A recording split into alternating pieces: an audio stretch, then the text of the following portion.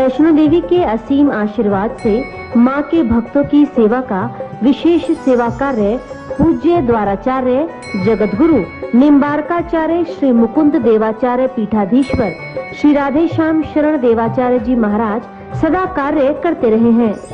आज उनके कृपापात्र शिष्य और उत्तराधिकारी परम पूज्य महामंडलेश्वर श्री किशोरी शरण जी महाराज अपने सदगुरु के लक्ष्यों को पूरा करने हेतु दृढ़ संकल्पित हैं।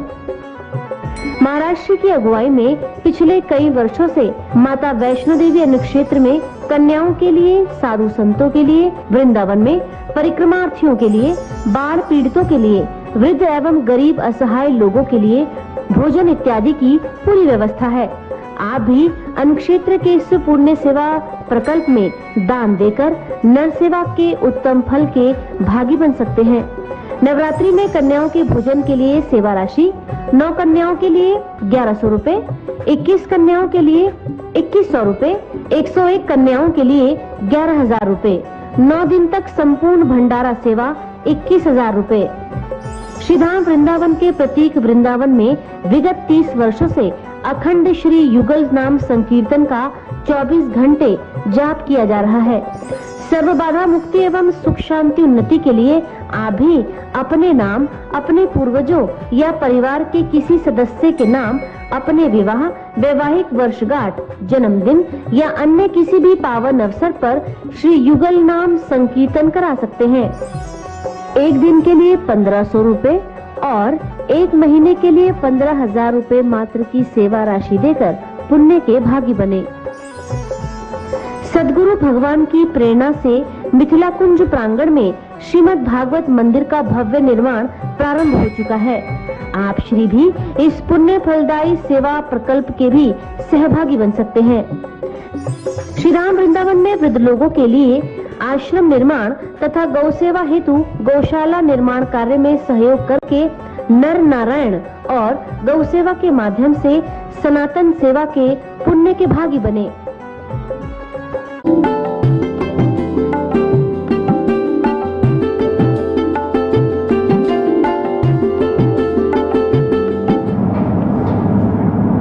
नमस्तस्मै भगवते कृष्णाय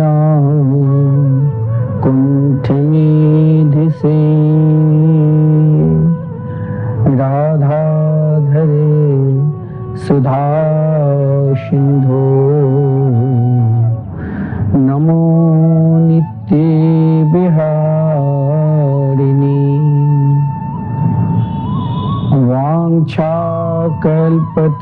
वाञ्छाकल्पतरुभ्यश्च कृपा सिंधुभ्य एव च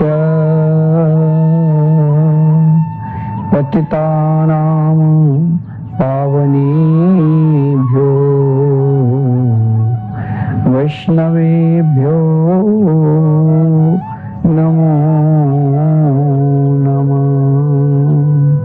श्री वृंदावन बिहारी लाल की जय, शेषदेव भगवान की जय, श्री आद्य शक्ति देवी की जय, श्री आलादनी शक्ति जगदम्बा की जय। जय जय श्री राधे, जय जय श्री राधे।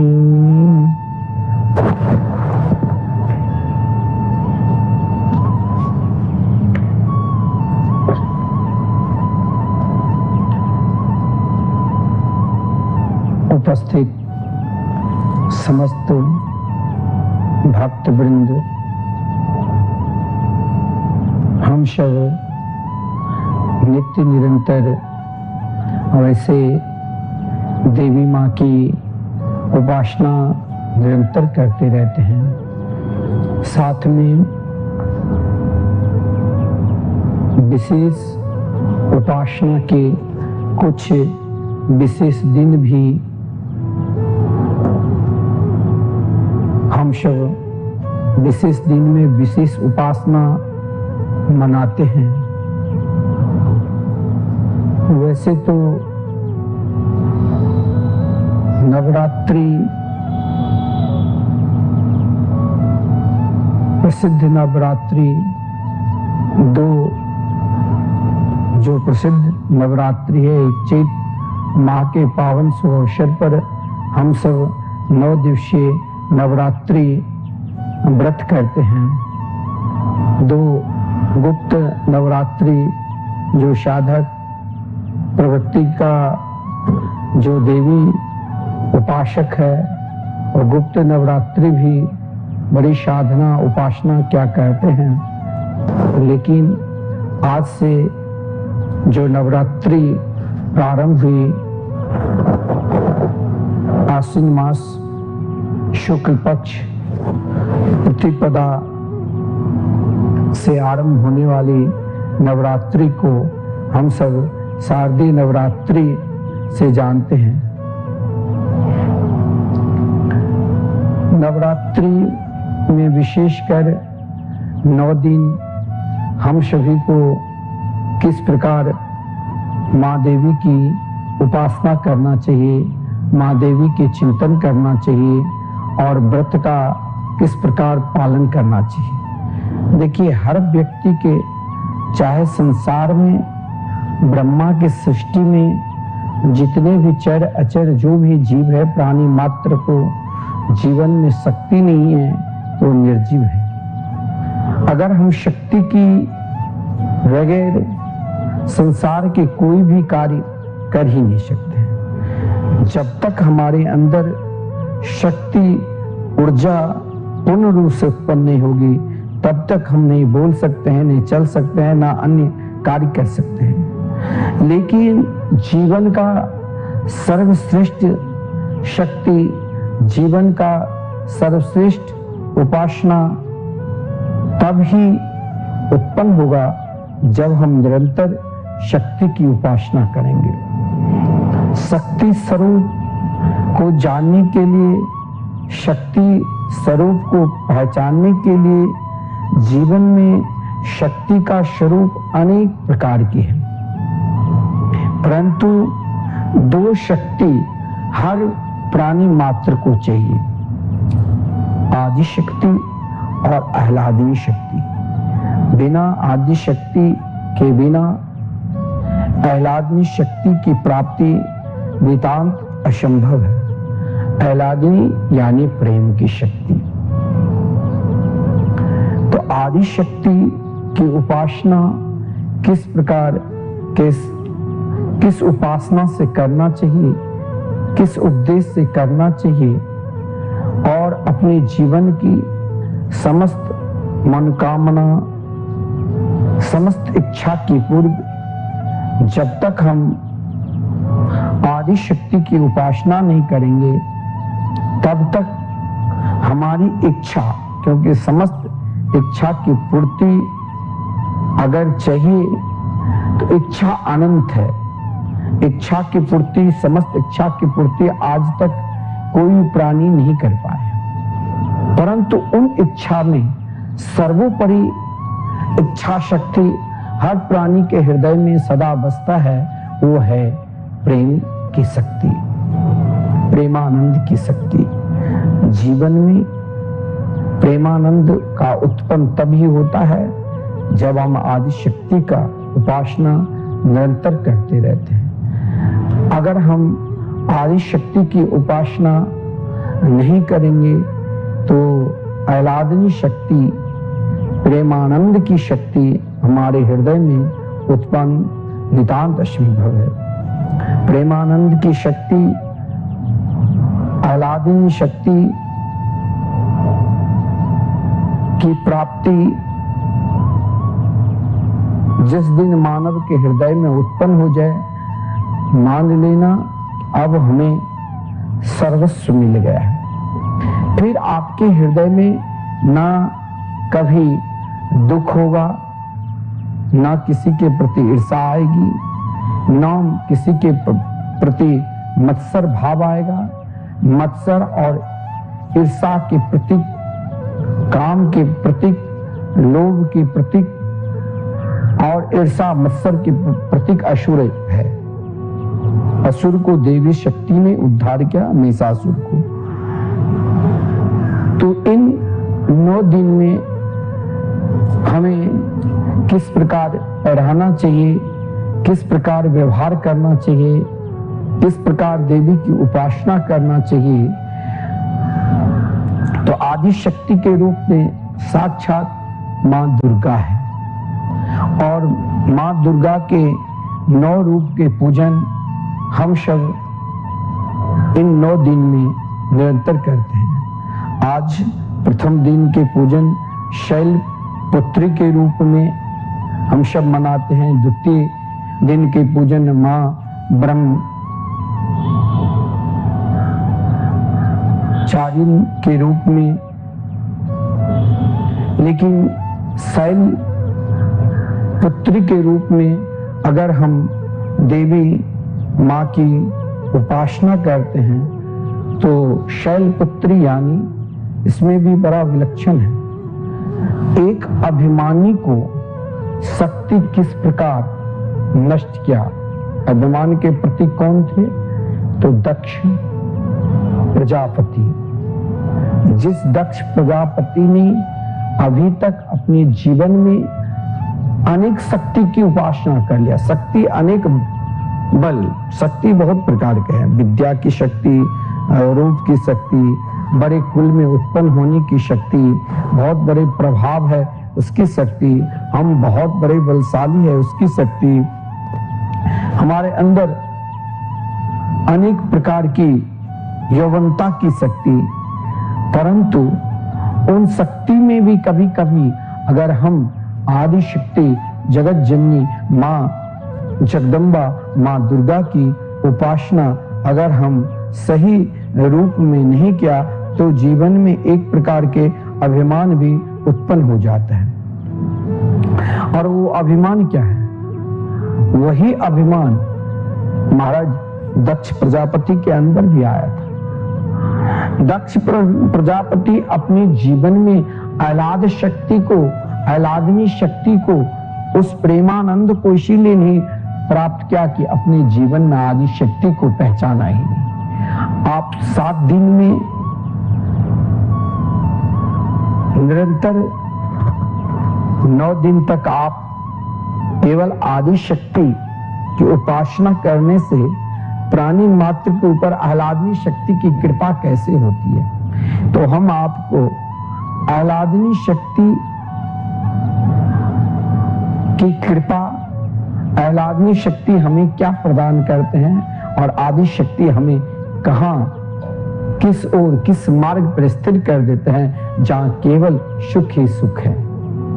जीवन में बहुत लोग धन के लिए भी उपासना करते हैं, हमें खूब धन मिले, तो आदि शक्ति मां जगदम्बा जगत जननी मां दुर्गा जी की उपासना करते हैं। इनकी उपासना, इनकी पद्धति बड़ा विलक्षण है। इनकी उपासना और पद्धति, दुर्गा जी की उपासना हमें किस प्रकार, किस युक्ति से कैसी करनी चाहिए, किस मंत्र की जाप करना चाहिए। शास्त्र में कहा गया है आदि शक्ति की मंत्र इन नवरात्रि में बहुत लोग साधना करते हैं।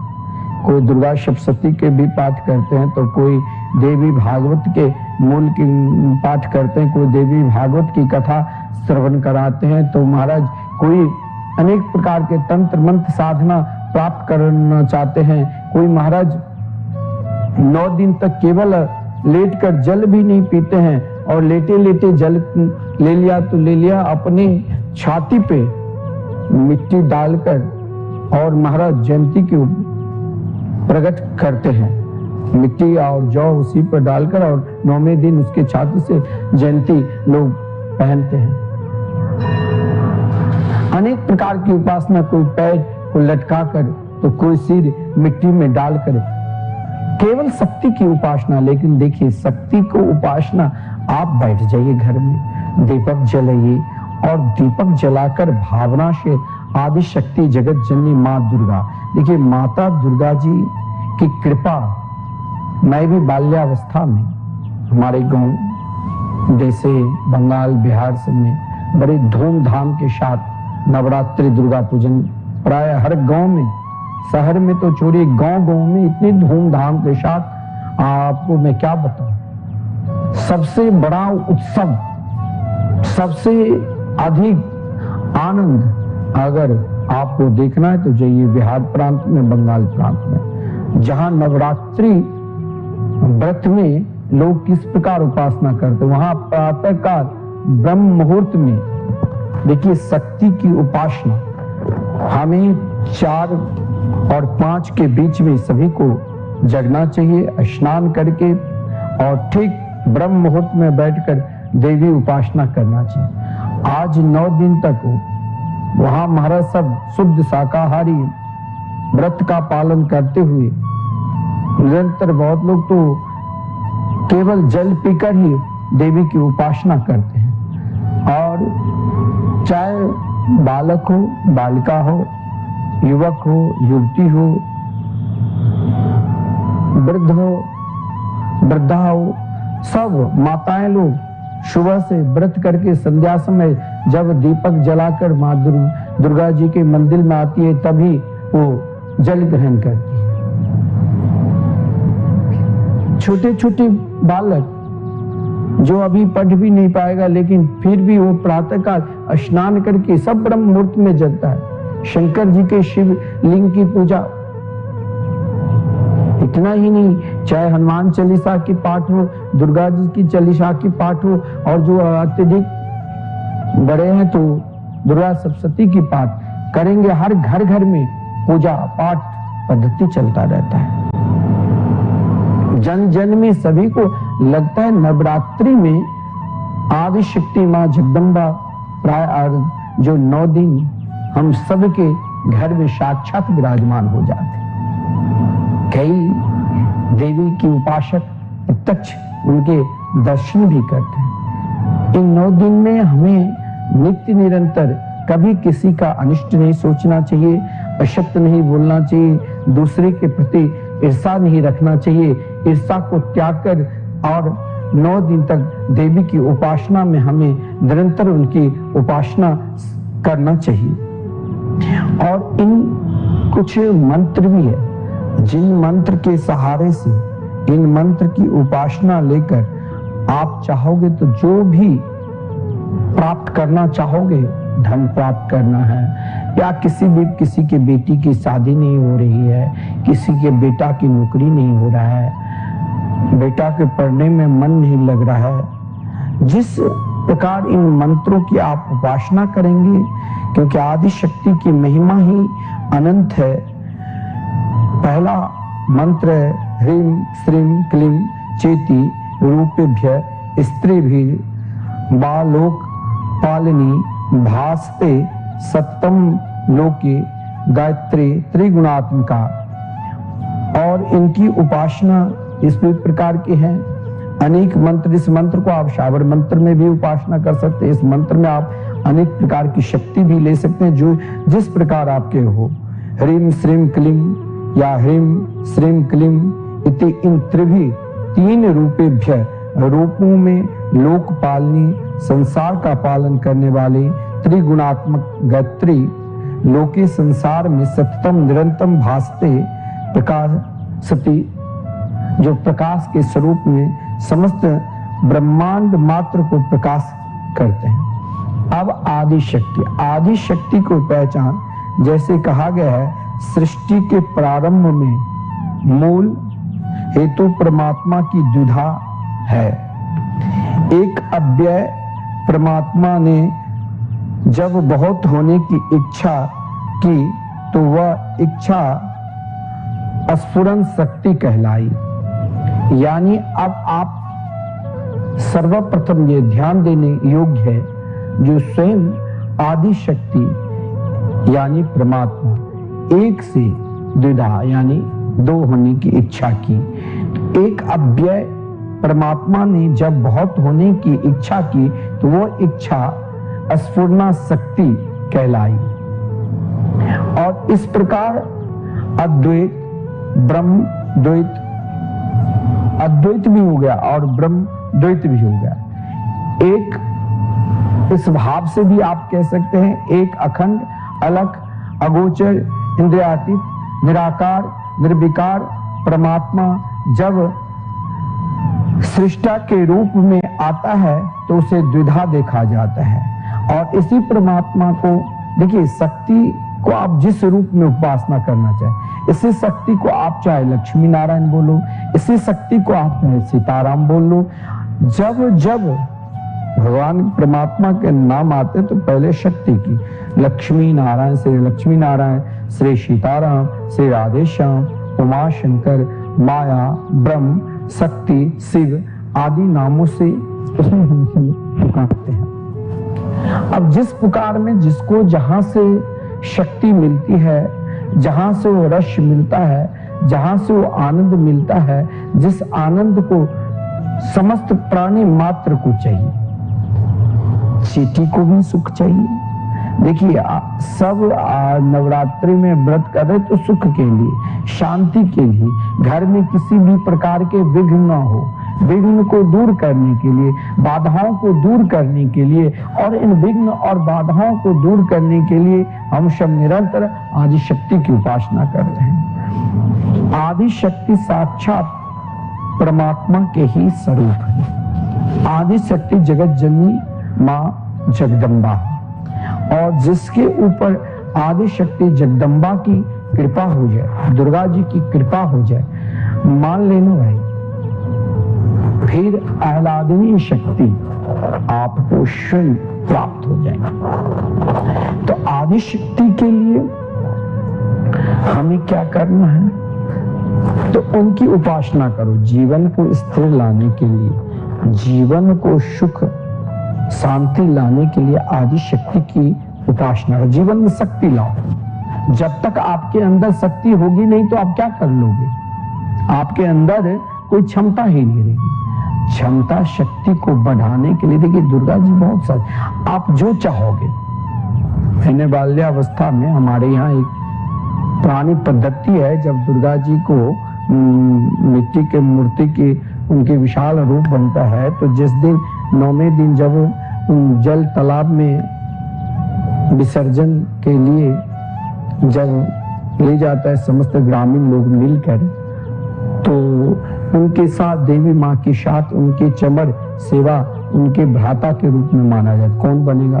तो जो बाल्यावस्था यानी जिनकी 11 वर्ष से कम अवस्था है, वही देवी की जिस जहां पर देवी की सिंहासन है, उस सिंहासन पर वही बैठकर देवी के साथ जा सकते। उस समय जो उन सिंहासन के साथ चलते हैं, उनकी चमर सेवा में उनकी भाव जिस प्रकार होता है, मैंने अपने भाव व्यक्त किया कि मुझे आह्लादनीय शक्ति की प्राप्ति हो जाए। अगर मैंने आपकी उपासना की है, मैंने आपके साथ निरंतर सदा, वहां हमारे यहाँ गाँव में बोलते हैं, आज जगदम्बा जी के, दुर्गा जी के भाई के रूप में ही जो चलेंगे चमर दुलाते हुए, भ्राता के रूप में। और वहां आप जब पानी में विसर्जन तालाब में किया जाता है, तो ऐसा भाव होता है कि देवी माँ साक्षात एक भाई और बहन की रिश्ता, जैसे आंख में सभी को अश्रुपात होने लग जाती है। कोई ये नहीं चाहता है कि इस शक्ति को मैं दूर करूं। जो दूर किया वही तो डूबा।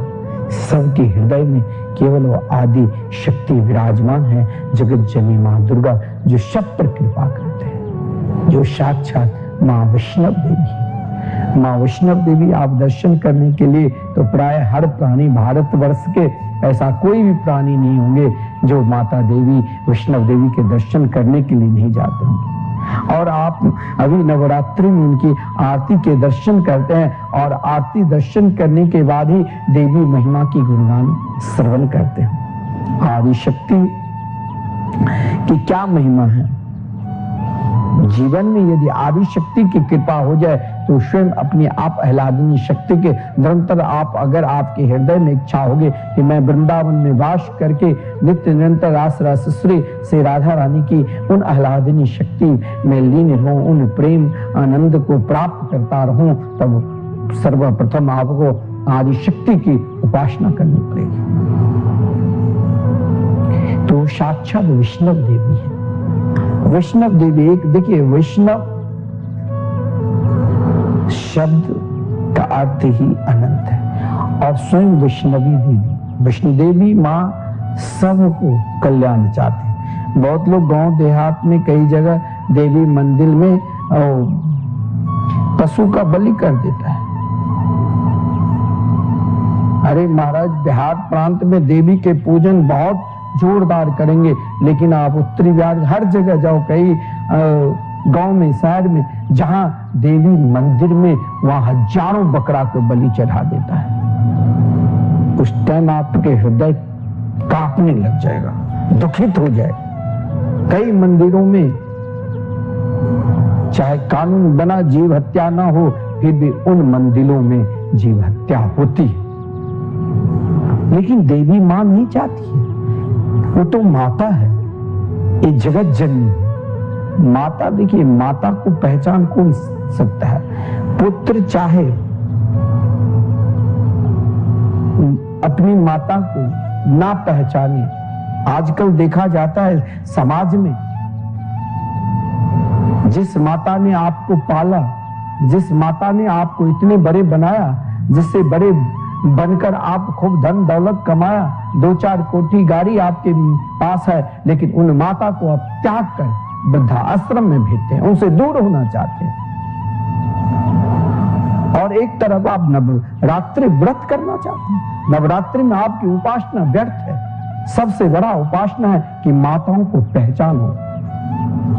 जगत जननी माता है, जिसने स्वयं कष्ट सहन कर आपको पाला, जिसने आपको अपने गर्भ में 9 माह तक रखा, जिसने आपको स्वयं रात्रि भर जाकर आपको लाड़ किया, दूध पिलाया, जिसकी इच्छा केवल एक ही थी, जो मेरे पुत्र बड़े होने पर मुझे बहुत सम्मान करेंगे। लेकिन आज देखा जाता है समाज में, अरे कोई गरीब परिवार में ही नहीं, बड़े बड़े करोड़पति जिसने अपने माताओं को वृद्धाश्रम खोजने के लिए आते हैं। वृंदावन में कई जगह, हमारे आश्रम में भी, मिथिला कुंज में जो निरंतर भागवत कथा होती है महाराज, वहां लोगों को मैं देखता हूं अपनी माताओं को छोड़ने के लिए आ जाते हैं, गेट पर छोड़कर चले जाते हैं कि अरे मुझे माताओं को छोड़ना है। मैंने कई लोगों से पूछा, आप अपनी माताओं को क्यों छोड़े? घर में और कोई नहीं? बोले पत्नी है, बच्चे हैं, बेटा है, बेटी है, पूरे परिवार है, लेकिन माता के साथ नहीं रहना चाहता है मेरी पत्नी। मैं कहा धिक्कार है आपकी पत्नी को, जो इन वयोवृद्धा माता की, जो साक्षात जगत जननी माता के रूप में है, उसे तुम त्याग कर इसे छोड़ना चाहते हो। बोले महाराज कुछ आजकल वृद्धाश्रम कई जगह खोल लिया कि चलो उनकी माँ को रख ले, कहीं 2 लाख 4 लाख 5 लाख लेता है और उनकी सेवा करता है, कहीं निःशुल्क भी भेजता है। व्रत ये नहीं है कि भर दिन आपने खूब फल खा लिया तो हो गया आपका व्रत, और सुबह शाम में आप क्रोध करके बैठ गए, शाम में किसी का अनिष्ट सोचने लगे। व्रत, आज नवरात्रि व्रत में हमें वो शिक्षा लेना चाहिए समाज को, जो आज के बाद हम अपनी माता पिता को सम्मान करेंगे। हम अपनी माता को वृद्धाश्रम में नहीं भेजेंगे। अगर हम इन आदि शक्ति माताओं को उपासना कर लिया तो हमें स्वयं अपने आप को, हम सुख को ढूंढ रहे हैं, सुख तो हमें स्वयं मिलेगा। हम आनंद को खोज रहे हैं कि चलो हमने माताओं को तो वृद्धाश्रम में छोड़कर आ गए, अब हमें क्या जरूरी। यहाँ नवरात्रि में हमें एक संकल्प ऐसा लेना चाहिए 9 दिन तक कि श्रीधाम वृंदावन में जो निरंतर आह्लादिनी शक्ति का निरंतर नामामृत चल रहे हैं, राधे कृष्ण कृष्ण कृष्ण राधे राधे, राधे श्याम श्याम श्याम राधे राधे। इन नवरात्रि में आप जो भी उपासना करते हैं, देवी की उपासना, संकीर्तन, भजन जो भी करते हैं, आप श्रीधाम वृंदावन में यदि उस प्रेमानंद को प्राप्त करना चाहते हो, आह्लादिनी शक्ति को प्राप्त करना चाहते हो, तो वृंदावन धाम में आप अपने नाम से, अपने पूर्वजों के नाम से यहाँ अनुष्ठान कराइए, संकीर्तन कराइए। यानी 24 घंटे आपके नाम से उन आह्लादिनी शक्ति के निरंतर नाम चलता रहेगा। बताइए आपका कितना बड़ा अनुष्ठान हो जाए एक दिन का संकीर्तन कराने से। उन कन्याओं को हमारे पूज्य गुरुदेव प्रत्येक वृंदावन बनाए हैं। जैसे श्रीधाम वृंदावन में हम सब निरंतर भगवान नाम की महिमा श्रवण कर रहे हैं, हमारे पूज्य गुरुदेव मिथिला के पावन पवित्र भूमि में जगत जननी आदि शक्ति और आह्लादिनी शक्ति, आदि शक्ति की भूमि में आह्लादिनी शक्ति, उन्हें प्रेम भूमि की भी महाराज उपाधि मिल गई। आदि शक्ति और आह्लादिनी शक्ति दोनों एक हो गई। तो वहां क्या, जब दोनों एक हो जाते तो वही तो वृंदावन है।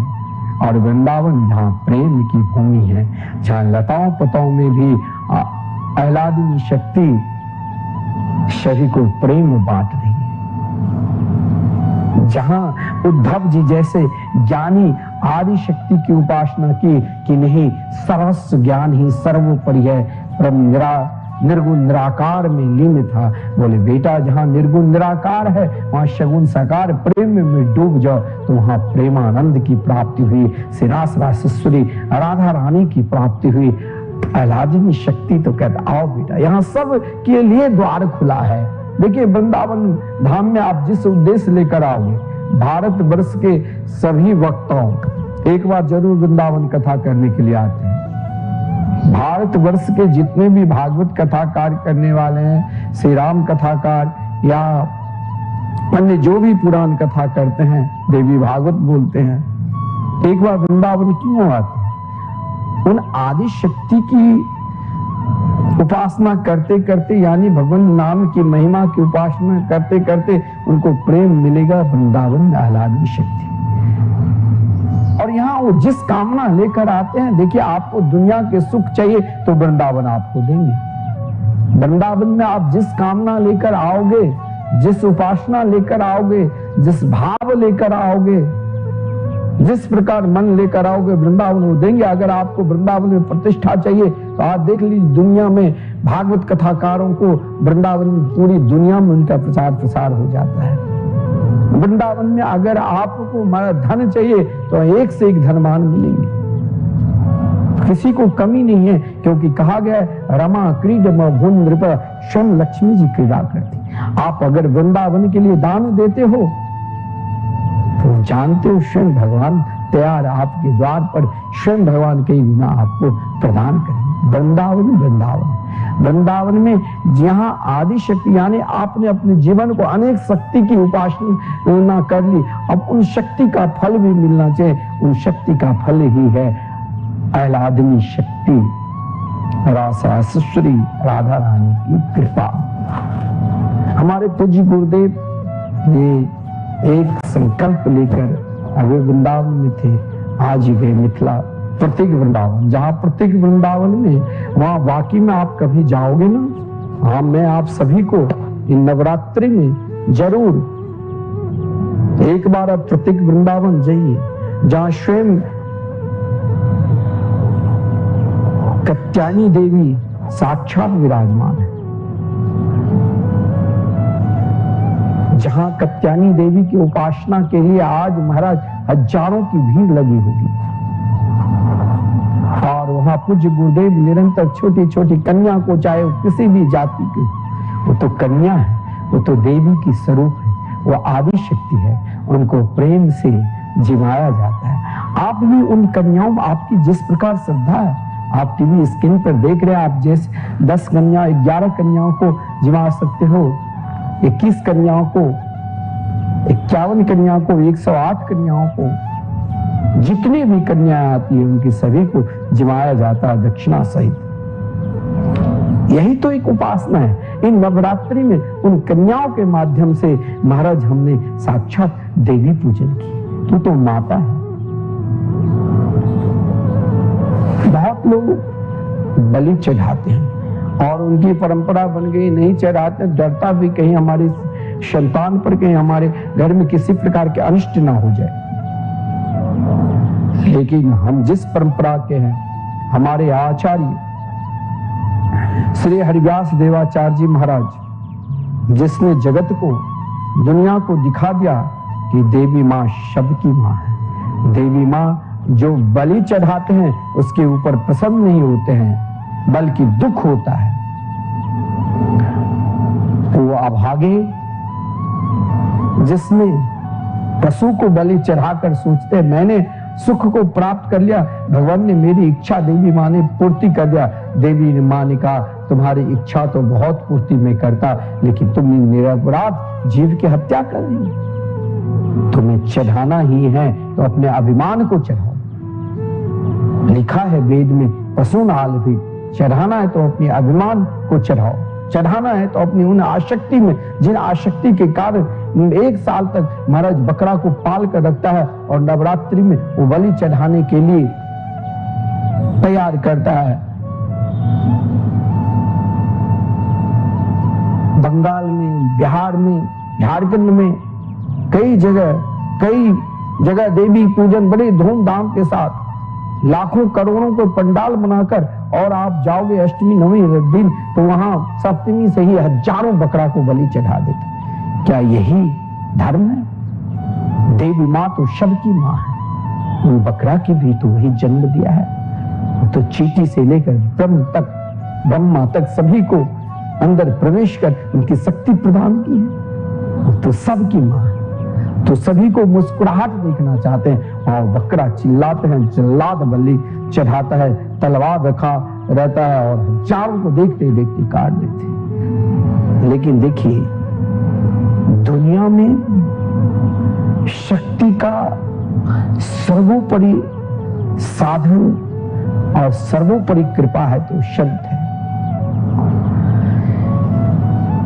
एक बार निम्बार्क संप्रदाय के आचार्य श्री हरिवास देवाचार्य जी, जो स्वयं भगवान के सहचरी के रूप में श्री गोलोक धाम से श्री रास राजेश्वरी राधा रानी के अष्ट सखी के रूप में ही श्री हरिदास देवाचार्य, आजकल महाराज ऐसा नहीं देखा जाता है। आजकल महाराज गुरु चाहते हैं कि हमसे अधिक बहुत शिष्य हो जाए, लेकिन हमारे आचार्य, हमारे गुरुदेव भी उनको ही मंत्र देते हैं निम्बार्क संप्रदाय की एक परंपरा के अनुसार। ये नहीं जो शिष्य पहुंच गया गुरुदेव हमें दीक्षा दो, बोले नहीं, पहले 1 साल तक 16 माला राधे कृष्ण कृष्ण कृष्ण राधे राधे, राधे श्याम श्याम श्याम राधे राधे जाप करो, और जब तुम जाप करोगे 16 माला तभी दीक्षा मिलेगी। ये दीक्षा मतलब ये नहीं जो हम गुरुदेव से मंत्र ले लिया और हमने दक्षिणा चढ़ा दिया। हमारे पूज्य गुरुदेव कहा करते हैं अगर तुमने दीक्षा लिया है तो पहले स्वयं अपना कल्याण करो और अपना कल्याण के लिए तुम निरंतर भगवान नाम जाप करो। 21,600 बार श्वास निकलता है, उतने बार नाम आना चाहिए। हमारे आचार्य श्री भट्टदेवाचार्य जी, जिनके गोद में साक्षात प्रियाप्रीतम, जिसने आदि शक्ति और आह्लादनी शक्ति सब कुछ प्राप्त कर लिया था, और जब उन चरम स्थिति को प्राप्त कर लिया और जो व्यक्ति आदि शक्ति और आह्लादनी शक्ति को प्राप्त कर लिया, उस चरम पर पहुंच गया, वही महान संत है। और उनके गोद में फिर वही आदि शक्ति और आह्लादनी शक्ति दोनों एक होकर गोद में विराजमान हो जाते हैं। हमारे आचार्य चरण श्री भट्टदेवाचार्य जी महाराज, जिसके गोद में स्वयं प्रियाप्रीतम निरंतर निवास करते थे, जो सदा उनके नाम और रूप लीला धाम की सदा रसास्वादन करते थे, और स्वयं उन आह्लादनी शक्ति की लीला माधुरी में आठों याम अवगाहन करने वाले हमारे पूर्व आचार्य चरण निम्बार्क संप्रदाय वैष्णव में श्रेष्ठ श्री भट्टदेवाचार्य जी, जिसके स्थान अत्यंत महत्वपूर्ण है। श्री भट्टदेवाचार्य जी महाराज, आप श्री केशव काश्मीरी चार्य जी के अंतरंग से थे। यद्यपि आपके माता पिता के नाम आदि के संबंध अधिक प्रचय प्राप्त नहीं होता, तथापि श्री अवरूप ऋषिक देव जी के वाणी से इस संबंध में कुछ संकेत प्राप्त होते हैं। उनके अनुसार आपका जन्म गौड़ ब्राह्मण परिवार में हुआ था, और सांप्रदायिक इतिहास के अनुसार आपके पूर्वज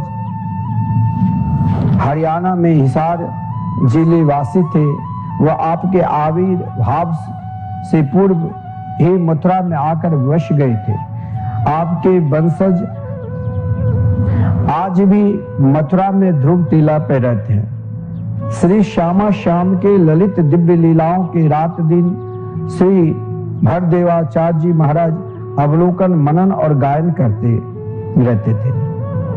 आपका एकमात्र उद्देश्य कि जीवन में प्राणी मात्र को आदि शक्ति और आह्लादनी शक्ति दोनों का प्रेम बराबर हृदय में उत्पन्न हो जाए, और जब उन दोनों की प्रेम आदि शक्ति और आह्लादनी शक्ति का प्रेम प्राणी मात्र के हृदय में उत्पन्न हो जाता है तो फिर दुनिया में रहते हुए भी उन्हें दुनिया दिखाई नहीं देती है। उसे फिर प्रिया प्रीतम की रूप माधुरी दिखाई देती है। फिर तो उनके गोद में प्रिया प्रीतम लाड लड़ाने लगते थे। फिर उन्हें दुनिया चाहिए तो क्या। श्री भट्ट देवाचार्य जी महाराज अनेक पदों की रचना की है, किंतु जब उन्होंने अपने गुरुदेव केशव काश्मीरी के समक्ष ले गए तो उन्होंने श्री यमुना जी में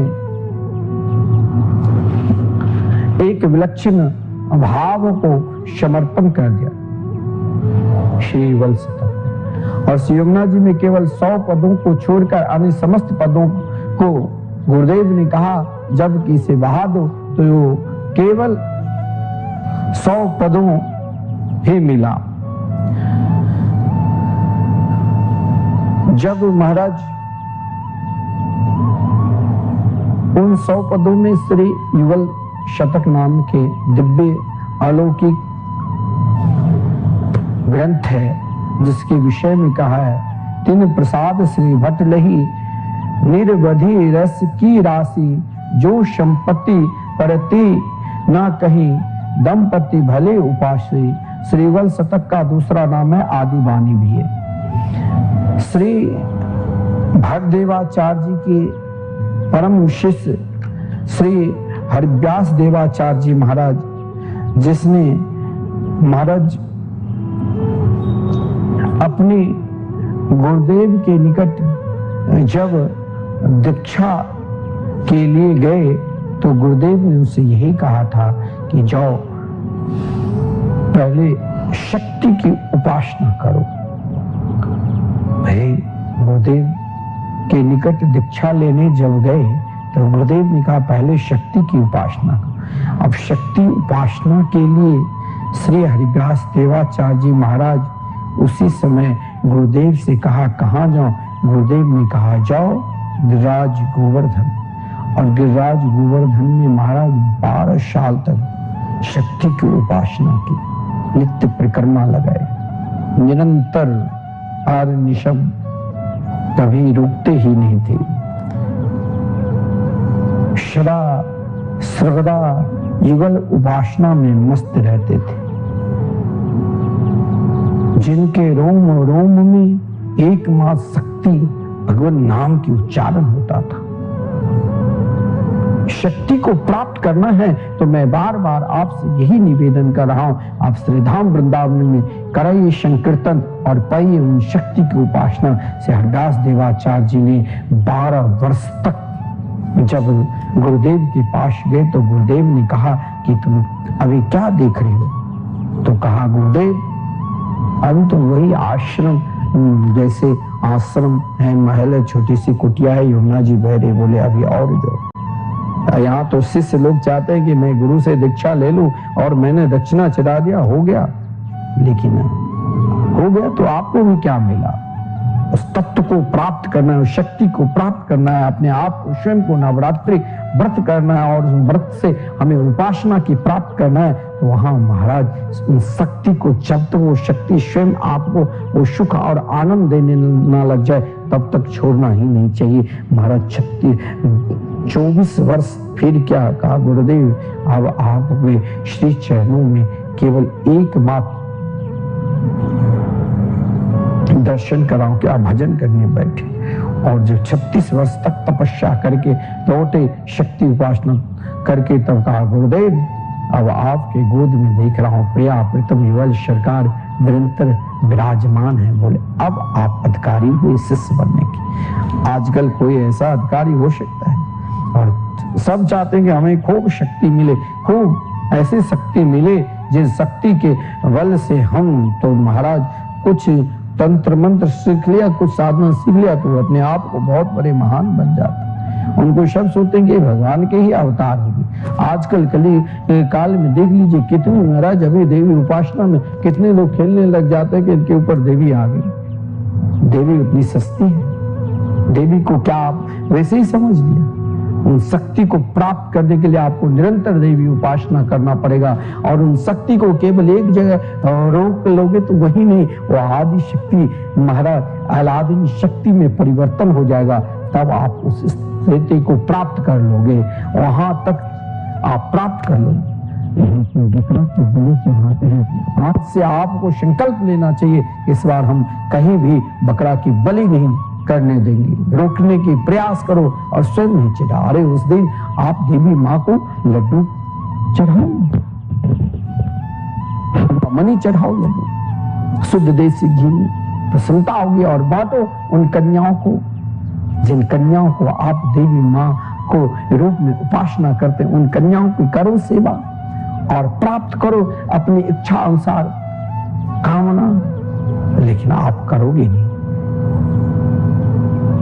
स्वयं देखिए आकाश में विचरण करने वाले आदि शक्ति मां देवी की, जिसे कौन महाराज अपना शिष्य बना सकते हैं। लेकिन श्री हरिदास देवाचार्य जी महाराज, ये बड़े आश्चर्य की बात है कि आकाश में विचरण करने वाली देवी जो स्वयं से हरिव्यास देवाचार्य जी मनुष्य के शिष्य हुए, किंतु ये घटना सारे संसार में प्रसिद्ध है। और महात्मा लोग से हरिव्यास देवाचार्य जी के इस कीर्ति का गान करते हैं। आपके साथ वैराग्य भाव से युक्त श्याम सुंदर के चरण कमलों के प्रेमी संतों के समूह सदा रहते थे। उनके साथ श्री हरिव्यास देवाचार्य जी महाराज के साथ हजारों साधु संत। जब आप संत के उस टोली में चलोगे तो आपको फिर दुनिया नहीं दिखाई देगी, केवल संत ही संत। उन संतों के झुंड में सबसे आगे श्री हरिदास देवाचार्य जी महाराज, जो निरंतर मिथिला कुंज में आप श्रवण कर रहे हैं, एकमात्र युगल नाम महामंत्र जो निरंतर 30 सालों से चल रहे हैं, यही तो शक्ति है, यही तो उपासना है। और इन उपासना में यदि आप एक दिन के भी अपना सहयोग लगाते हैं तो जानो आपकी इन शक्ति की फल क्या होगा। ये एक दिन की शक्ति नहीं, लगातार अखंड अनिश्चित कालीन तक सदा चलता रहेगा, 24 घंटे तक। एक दिन इन नवरात्रि में अगर आप संकीर्तन कराते हैं तो देवी माँ की क्या हृदय में प्रसन्नता होगी और आपके जो भी कामना है सब कामना। जब तक हमारे अंदर शक्ति ऊर्जा पूर्ण रूप से उत्पन्न नहीं होगी तब तक हम नहीं बोल सकते हैं, नहीं चल सकते हैं, ना अन्य कार्य कर सकते हैं। लेकिन जीवन का सर्वश्रेष्ठ शक्ति, जीवन का सर्वश्रेष्ठ उपासना तब ही उत्पन्न होगा जब हम निरंतर शक्ति की उपासना करेंगे। शक्ति स्वरूप को जानने के लिए, शक्ति स्वरूप को पहचानने के लिए जीवन में शक्ति का स्वरूप अनेक प्रकार की है, परंतु दो शक्ति हर प्राणी मात्र को चाहिए, आदि शक्ति और आह्लादनी शक्ति। बिना आदि शक्ति के बिना आह्लादनी शक्ति की प्राप्ति नितांत असंभव है। आह्लादनी यानी प्रेम की शक्ति। तो आदि शक्ति की उपासना किस प्रकार, किस उपासना से करना चाहिए, किस उद्देश्य से करना चाहिए और अपने जीवन की समस्त मनोकामना, समस्त इच्छा की पूर्ति जब तक हम आदि शक्ति की उपासना नहीं करेंगे तब तक हमारी इच्छा, क्योंकि समस्त इच्छा की पूर्ति अगर चाहिए तो इच्छा अनंत है। इच्छा की पूर्ति, समस्त इच्छा की पूर्ति आज तक कोई प्राणी नहीं कर पाया, परंतु उन इच्छा में सर्वोपरि इच्छा शक्ति हर प्राणी के हृदय में सदा बसता है, वो है प्रेम की शक्ति, प्रेमानंद की शक्ति। जीवन में प्रेमानंद का उत्पन्न तभी होता है जब हम आदि शक्ति का उपासना निरंतर करते रहते हैं। अगर हम आदि शक्ति की उपासना नहीं करेंगे तो आह्लादनी शक्ति, प्रेमानंद की शक्ति हमारे हृदय में उत्पन्न नितांत असंभव है। प्रेमानंद की शक्ति, आह्लादनी शक्ति की प्राप्ति जिस दिन मानव के हृदय में उत्पन्न हो जाए, मान लेना अब हमें सर्वस्व मिल गया है। फिर आपके हृदय में ना कभी दुख होगा, ना किसी के प्रति ईर्षा आएगी, ना किसी के प्रति मत्सर भाव आएगा। मत्सर और ईर्षा के प्रतीक, काम के प्रतीक, लोभ के प्रतीक और ईर्षा मत्सर के प्रतीक असुर है। असुर को देवी शक्ति ने उद्धार किया, महिषासुर को। तो इन 9 दिन में हमें किस प्रकार रहना चाहिए, किस प्रकार व्यवहार करना चाहिए, किस प्रकार देवी की उपासना करना चाहिए, तो आदि शक्ति के रूप में साक्षात मां दुर्गा है। और मां दुर्गा के 9 रूप के पूजन हम सब इन 9 दिन में निरंतर करते हैं। आज प्रथम दिन के पूजन शैल पुत्री के रूप में हम सब मनाते हैं। द्वितीय दिन के पूजन मां ब्रह्मचारिणी के रूप में। लेकिन शैल पुत्री के रूप में अगर हम देवी मां की उपासना करते हैं तो शैल पुत्री यानी इसमें भी बड़ा विलक्षण है। एक अभिमानी को शक्ति किस प्रकार नष्ट किया। अभिमान के प्रतीक कौन थे? तो दक्ष प्रजापति। जिस दक्ष प्रजापति ने अभी तक अपने जीवन में अनेक शक्ति की उपासना कर लिया। शक्ति अनेक बल, शक्ति बहुत प्रकार के हैं। विद्या की शक्ति, रूप की शक्ति, बड़े कुल में उत्पन्न होने की शक्ति, बहुत बड़े प्रभाव है उसकी शक्ति, हम बहुत बड़े बलशाली है उसकी शक्ति, हमारे अंदर अनेक प्रकार की यौवनता की शक्ति। परंतु उन शक्ति में भी कभी कभी अगर हम आदि शक्ति जगत जननी मां जगदम्बा मां दुर्गा की उपासना अगर हम सही रूप में नहीं किया तो जीवन में एक प्रकार के अभिमान भी उत्पन्न हो जाता है। देखिए, जीवन में हर हमेशा शुभ कार्य करना चाहिए। यह भी एक पूजा है, यह भी एक अनुष्ठान है। आज श्रीधाम वृंदावन में विश्व में ना जाने संपूर्ण भागवत वक्ता संपूर्ण विश्व में जाकर भागवत धर्म के प्रचार प्रसार करते हैं। वृंदावन में घर घर में भागवत प्रवक्ता है।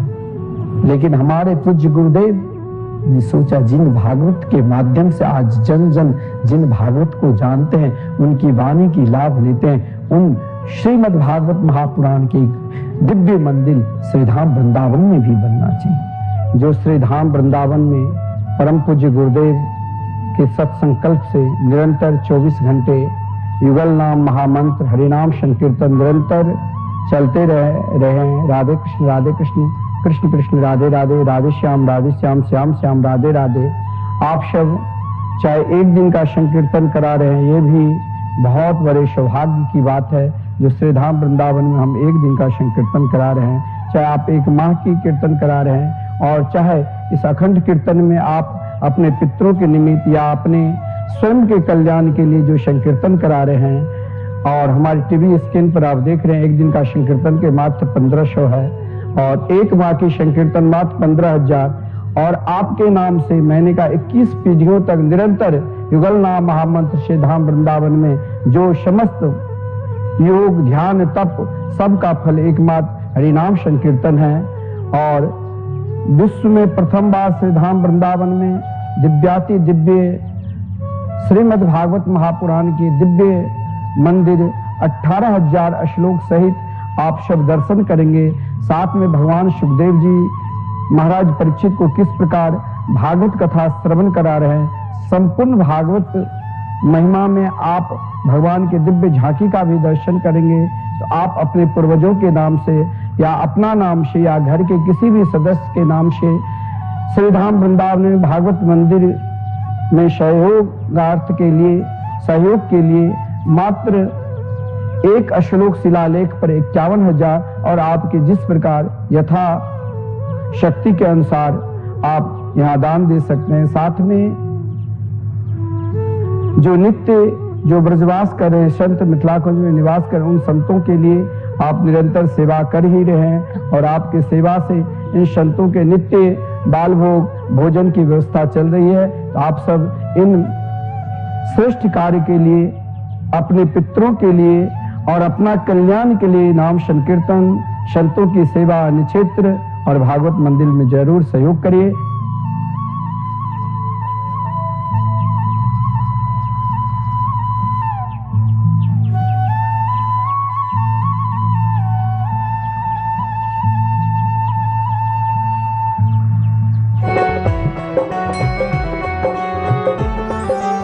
माँ वैष्णो देवी के असीम आशीर्वाद से माँ के भक्तों की सेवा का विशेष सेवा कार्य पूज्य द्वाराचार्य जगतगुरु निम्बारकाचार्य श्री मुकुंद देवाचार्य पीठाधीश्वर श्री राधे श्याम शरण देवाचार्य जी महाराज सदा कार्य करते रहे हैं।